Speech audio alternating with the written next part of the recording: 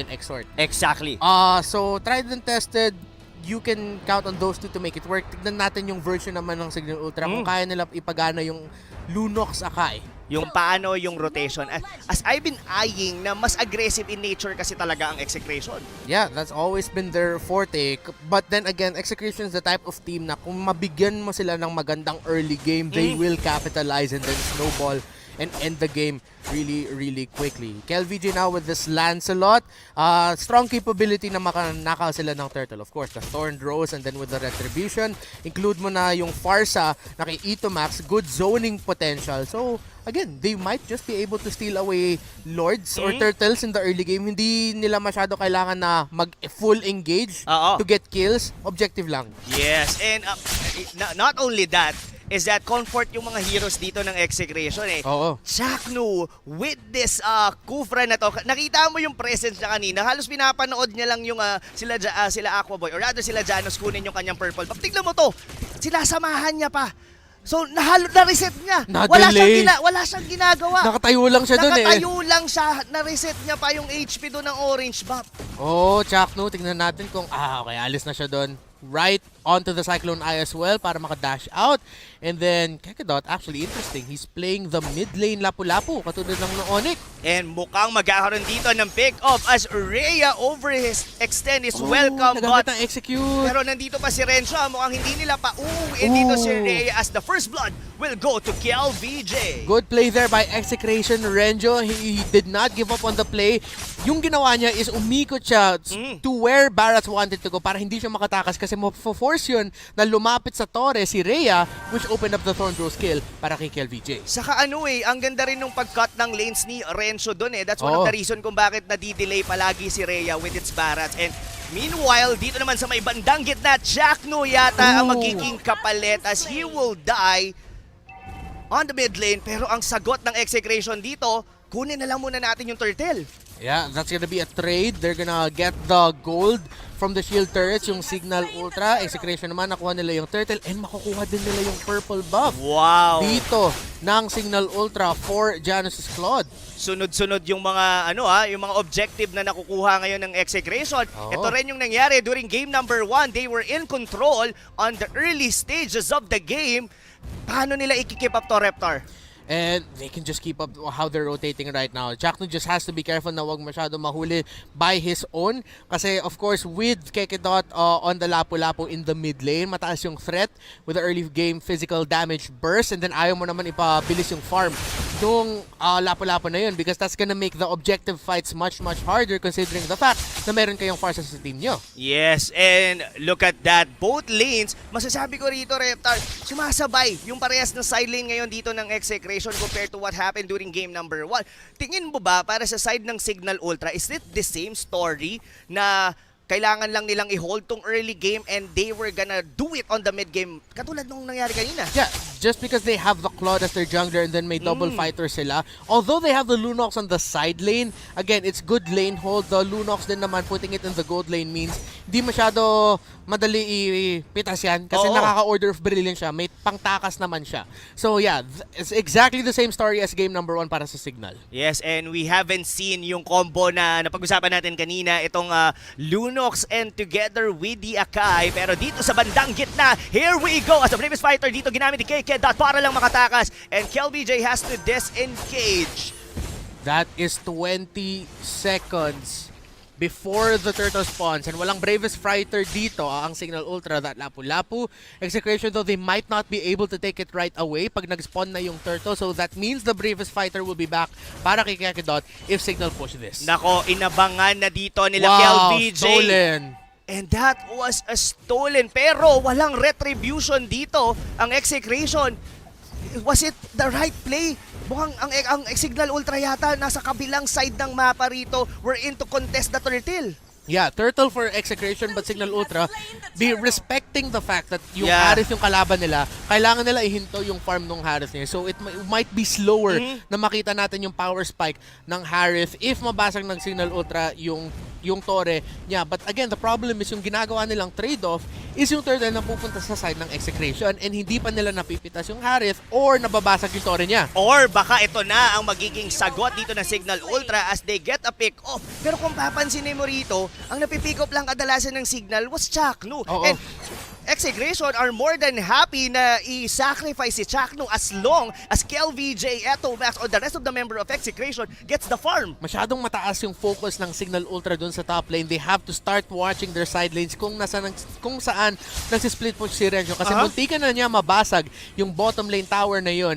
And if nabasag na yan, that's gonna open up the map para kay Renjo on that Benedetta to be more of a presence para sa mga teamfights. Yes, open up talaga ang sagot as KK dito. Uy, nakabuhay pa! Muntikan pa siyang ma-pick off doon ni Renjo and most of the members ngayon dito na Execration already secured their first core item. May Calamity Reaper na dito. Si Kelra and Renjo secured his first brute force. Pero ito na, the Hurricane Dance on KelVJ. Pero nakapag-Dawn Rose puncture out or Phantom Execution. Wow! Masyadong madulas si The King. Hindi pa siya napitas doon, Reptar. Ayaw na talaga matalo dito ni KelVJ. Great escape there. A beautiful setup though by Ben Sanity. Muntikan na nahuli dun si KelVJ.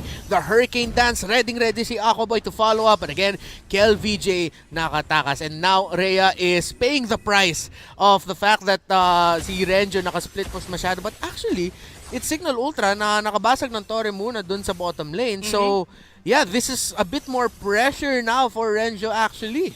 Oo. May pressure na posibleng mangyari doon on the bottom lane as the outer turret has already been destroyed ngayon dito ng Cignal Ultra. The turtle has spawned at dito na ngayon umiikot ang mga members ng Execration. Medyo naiiwan nila yung kanilang mga outer turrets pero nasisecure naman nila lagi yung turtle. Yeah, and that's a good farm for Execration and for KelVJ. Pangatlong turtle na yon napunta sa Execration. Heptasis picked up already here by KelVJ. So far, hindi pa siya masyado na-istorbo ng Cignal Ultra and Execration have their eyes set on this bottom tower. Oo, mukhang it's time na for Execration. Sila naman ang kukuha ng mga Torre against Cignal Ultra. Meanwhile, on the top lane, medyo delikado dito si Kelra pero nakapag-dash out pa siya. Hindi siya na-pin down dito ni Ben Sanity and a counter-engage. Yung Akay pa yung nabatay. Look at Cignal! Nahuli niya into the backline dito si Aquaboy. Though hindi nila napatay dahil sa binigay na blazing duet dito ni Janus. But still, Cignal Ultra, they are losing ground dito sa mid-game. Yeah, if on the side of Execration, maganda naman yung farm ni KelVJ at hindi pa siya na-istorbo masyado. Si Janus rin naman. So, at one point, kung sino makukuha ng first kill sa carry ng isang team, sila ata yung may magkakalamang dito. Oo, lalamang in terms of getting the first lord dahil mamaya pa naman yon as KK is going in dito sa mga members sa Execration. Pero sabi ni Kelra, no. Ako mapapalag with the Zaman Force dito. Pero sabi ni Ben Sanity, gonna use the Hurricane Dance para makapag-disengage ang buong members ng Cignal Ultra. So ngayon, Reptar, we are already on the mid-game. Pero Execration, nasa kanila ang tempo. How will they want to use this against Cignal Ultra? Well, so far, it seems like they're playing the right things. If they can get a pick-off with Cignal just like this one. Katulad nga no, na pick-off na naman doon yung tank ng Execration. Pero ang kapalit doon ay si Janus. And oh no! Sabi mo kanina, Reptar, kung sino ang unang jungler na mawawala is ang makakalamang yung kabila. So, Execration is clearly on the lead. Well, this is just almost 3,000. Pero sila yung mas nakakakuha ng mga magagandang trade. Yeah, this is gonna open up the top lane here for Execration. Nabasag nila yun. Keller can continue to split push that a bit or just clear up the lane kasi nag-spawn na nga yung turtle dito. Execration might have their eyes set on securing that unless they will continue to push nga. Hindi sila maglalaban doon kasi yung Lord na ang nag-spawn. So Cignal Ultra baka mawalan ng second tier tower doon sa taas. Oo nga, parang hindi sila magre-react doon sa gitna. And right at this moment, Execration, mukhang mababasag nila yung inner turret sa top lane ngayon ng Cignal. Though, nadepensahan pa naman ito ng Cignal Ultra. So far, Reptar, looks like Execration, they are definitely in control as the Lord already respawn. Ang ganda ng positioning nila dito, Oo, and right now, Execration, good map split kasi Cignal, again, sila yung forced dito na mag-respond. Oh, speaking of respond dito, Kelra will be taking Kekedat. Nadikit sa pader na naman dito si Cignal pero walang follow-up damage. Habol ngayon dito ang mga members sa Cignal Ultra pero Mpl-Ph is on the way. Phantom Execution! Pasok dun sa dalawang members ng Cignal Ultra pero kailangan mo na mag-out. And that's gonna be the flicker! Flicker! Wow. With the Detona's welcome pero nakapag-puncture out naman dito ang ating Lancelot and isang miyembro ang nawala for Cignal Ultra and that's gonna be Kekedat. Mukhang susubukan yata ng Execration kunin tong Lord Oo, Kelrock already has the Holy Crystal along with the Feather of Heaven and Calamity Reaper. Siya ang magiging light of hope dito para sa Execration come team fights. The damage coming out of the Harrison, the dash as well. 44%, 9 times pick. Sino makuha ng third? Oh! Nakuha ni Kekedat at lapu-lapu last hit yung Lord though. Namatay naman dito yung Akai. Medyo malalim na rin yung lapu-lapu. Ganti ng api dito for Execration. 2 members down. But still, ang balita, nakuha pa rin ng Cignal Ultra ang Lord. Di umano'y, may isang lapu-lapu nakakuha ng isang Lord na dapat sa Execration na. And now, Execration, man, yung mga moments in mapapa-Oshi ka na lang eh. Mapapa-Oshi! Oshi! Dito, ngayon, ang mga members ng Execration, nangyari to kanina. The Cignal Ultra has been getting the Lord and from that position, nakakabawi sila heading towards the late game. Nako, Reptar, will this be the same story as game number 1? It might just be, but the game is still close. 3K pa rin ang lamang dito ng Execration. May laban na naman dito. Yung laban na yon ay pagdikit na naman kay Cignal sa pader. Pero habol naman dito ang mga members na sila Kelra going in. Electo final blow. And si Renzo nasa backlines na ngayon dito ng Cignal Ultra. Pero naiwan siya doon. Ngayon, nasa kanya na ngayon ang mga mata dito ng mga members sa Cignal Ultra. Pero kailangan mo nang mag-back away, disengage.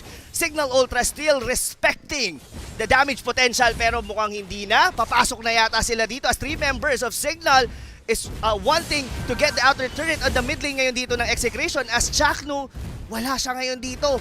Walang tatangke para sa side ngayon dito ng Execration na counter engage. Si Renzo. Pero ito na naman yung Akai. Renzo naman ngayon ang mahuhuli. KLVJ! But ano ang mangyayari sa balita? Ay, pero Thorned Rose! Sinong may sabing mahuhuli ako? Kuya Reptar, Kuya Rob Luna. Ito ngayon, counter disengage ngayon. Or engage ang Execration. Sila ngayon ang humahabol. Cignal going in with Ben Sanity with the Tyrant's Revenge. Labanan ng mga tangke pero out na muna ang parehas na team. Nako Reptar, masasabi ko lang mukhang pantay na tayo ngayon heading into the 13-minute mark of game number 2. Let's look at the items. Pantay na naman and already a Golden Staff and a Demon Hunter Sword now on that Claude. 8.2k pa rin yung gold. Ben Sanity, muntikan na siya. Makuhuli na naman ng isang pick-off on E2 Max. And look at that. Kailangan nilang tingatan yon dahil si Ben Sanity talagang hindi ka bibigyan ng panahon makahinga. Pero ito na nga, bawi ngayon dito ang mga Execration. Ben Sanity used the flicker to get away and balik na naman tayo. Ngayon, ito ngayon ang nangyayari or rather ang storya, Kuya Reptar. Yung talon ng Akai ang kadalasang pang-engage with the Hurricane Dance. It's either mang-ipit sila or ibalik ka nila doon sa mga sa mga kakampi nila to get a burst down. Katulad niyan, may naipit na naman. At hindi lang inipit, kinain pa dito na nung Barats and Cignal barely alive, flicker out, nakaalis pa yung bola. At ngayon, buhay si Cignal, Mpl-Ph going in for Ben Sanity. Sa backlines, Aqua Boy ngayon ang nabura. Ngayon, double kill pa ngayon yung Benedetta. Sino pa dito ang susunod as Rhea is about to go down. 3 members ngayon dito ng Cignal Ultra ang nawawala. Kekedat, ito na ngayon ang bawi ng Execration sa pagkuha mo sa Lord. Kanina lang pero kailangan yatang huminto pero wala na daw. Tore lang, trabaho lang, walang personality, Kuya Reptar. Grabe naman doon. Cignal Ultra nag-overcommit sila sa pick-off kay Cignal. Kinumit na nga yung Detona's Welcome, Hurricane Dance, yung Blazing Duet nga ni Janus doon.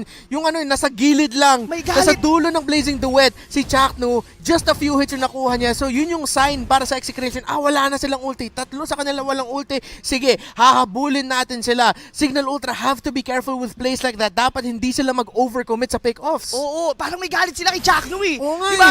Dinikit mo na, sabay kinain mo pa. Parang halos lahat ng mga ultimate, binato na nila doon at nabuhay pa dito ang ating Kufra, of course. Cignal making the plays for the team of Execration ngayon.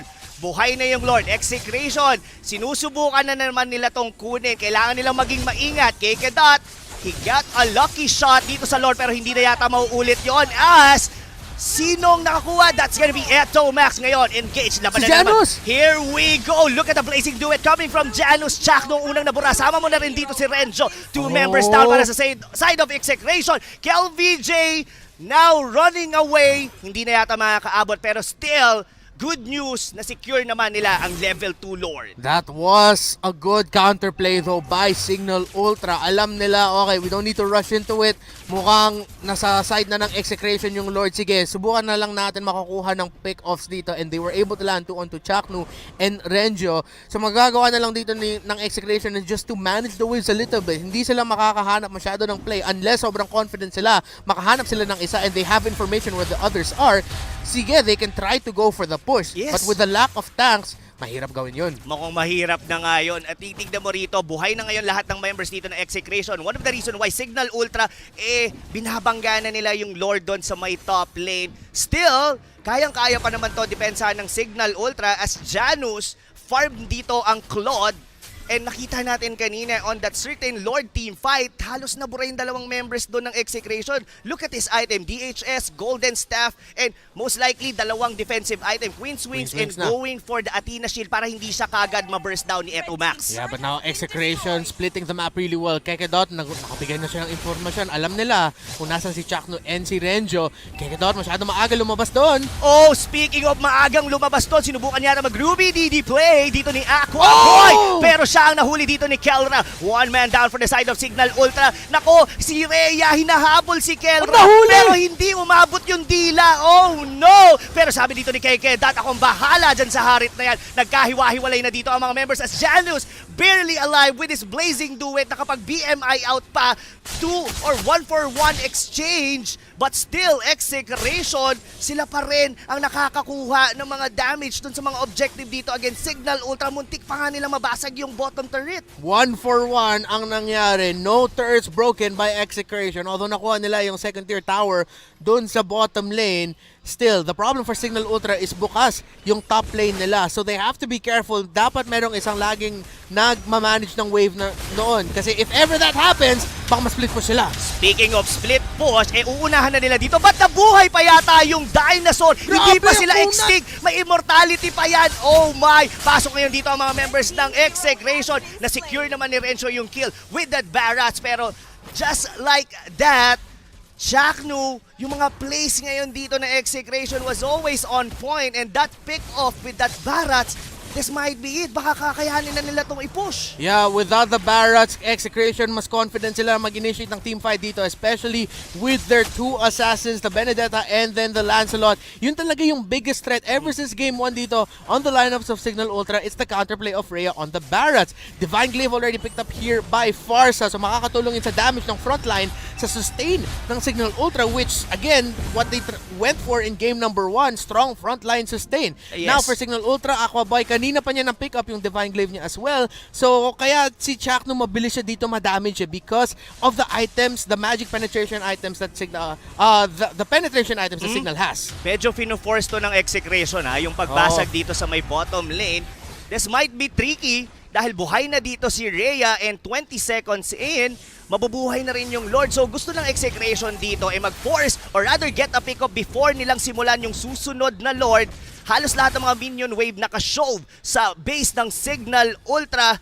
And right now, Cignal Ultra, will they contest yung third Lord? Dahil tingin ko, mahihirapan ni sila pag nakuha na naman to na Execration. Kayang-kaya nila i-contest, but they have to watch out for the bottom lane and they have to watch out for the split push of Renjo kasi baka yun yung maging difference maker dito. Kelra also picking up the Divine Glaive as well. So madami ng magic penetration dito sa Execration. This Barrats, sanay na tayo na makita na mabilis mahuli. That might not be the case come this point in the game. Yes, I like what you pointed out, yung mga Divine Glaive natin. Kasabihin na natin may mga Athena Shield kayo, hindi na masyado nagmamatter yon as the penetration coming or the magic damage coming from Execration talagang masakit na. Pero still Execration, they are parang hindi hindi pa rin sila gagawin ka-confident. Susubukan nilang kunin dito yung Lord. Reptar, will they go? Kay Kedat, nandito na naman sa vicinity ng Lord. At Jackno kumakasa, going dito sa may lapu-lapu. Hinuli niya rito si Kay Kedat, pero naka-out with the bravest fighter ngayon naman. Si Renjo sa likod? Ang sagot, but naku, Renjo with the electro final blow. Ginamit niya na lahat ng kanyang skill, pero nag-disengage ngayon dito ang mga members sa Execration. Pero may naipit dito si Kiel. Will he still be alive? Pero nakatakas pa rin! Oh no! Members of Execration, kahit konti na lang ang buhay, nabubuhay pa rin. And that's gonna be a pick-off para dun sa Barats. And disengage na muna sila rito. Nag-regen yung dalawang assassin ng Execration. It might be another go time. Jackno! Pero sabi ni Jackno, hindi. No! Dahil kayang-kaya ni Kelra together with this rough, or etong kufra na to, Ben Sanity will be taken out. Oh, with the flicker. So many close calls sa laban na to, pero mukhang Execration, makakabasag sila ng Torres sa gitna, pero Blazing Duet na ginamit na, but here comes Cignal for the response. Yun na ang responde dito ng Cignal Ultra, pero mind you, Reptar, merong immortality dyan si Jackno. Tumalon sa likod dito si Aqua Boy, pero si Kelra pa rin ang namumuno. Look at that, with the Chrono Dash. And now, the game is back on. Ano ang mangyayari dito, Ron? Ang unang nangyari ay nawala ng immortality, or rather namatay doon si Ben Sanity. Mukhang hindi pa yata ready sa unforce dito ang mga tropa natin from Cignal Ultra as 4 members down. Dito nag-grow as a player si Aqua Boy, medyo nanigas with the Winter Truncheon, and looks like Execration will force a Game 3 against Cignal Ultra. Wow, Reptar, what a series!